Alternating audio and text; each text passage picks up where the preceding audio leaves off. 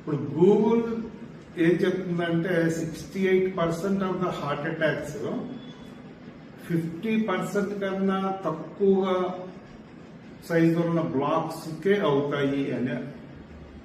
అంటే అర్థం ఏంటి?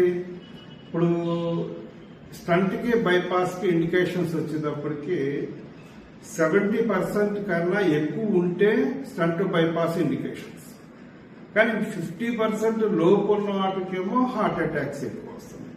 సో మరి దీన్ని ఎట్లా డీల్ చేయాలి? మెడిసిన్స్ ద్వారా ఏమైనా కంట్రోల్ చేయగలవా అంటే మెడిసిన్స్ ద్వారా హార్ట్ బ్లాక్స్ సైజు తగ్గే అవకాశాలు అయితే లేవు. కొన్ని విషయాల్లో డైట్ ద్వారా అయ్యే అవకాశాలు అయితే ఉంటాయి.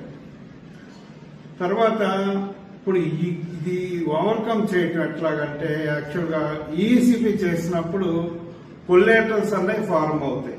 చిన్న చిన్న రక్తనాళాలు పక్క నుంచి చిన్న చిన్న రక్తనాళాలు డెవలప్ అయ్యేటప్పటికి ఒకవేళ ఈ బ్లాక్ ఎట్లాగున్నా కానీ ఈ పక్క నుంచి రక్తనాళాలు ఫార్మ్ అవటం వలన అది బ్లడ్ సప్లైని తీసుకెళ్తుంది. సో ఇట్లని కొల్లాటరల్స్ అంటారు. నిజానికి చాలా మంది సర్వైవ్ అయ్యేది కొల్లాటరల్స్ మూలన. ఇవి కొల్లాటరల్స్ గాడ్ గివెన్ గిఫ్ట్, అది న్యాచురల్ గా కూడా తయారవుతాయి. కానీ మనకంటూ కొంత ఎక్సర్సైజ్ ఉండాలి, అండ్ ఈసీపీ ట్రీట్మెంట్ దానికి బాగా హెల్ప్ చేస్తుంది కొల్లాటరల్స్ ఫామ్ అవడానికి.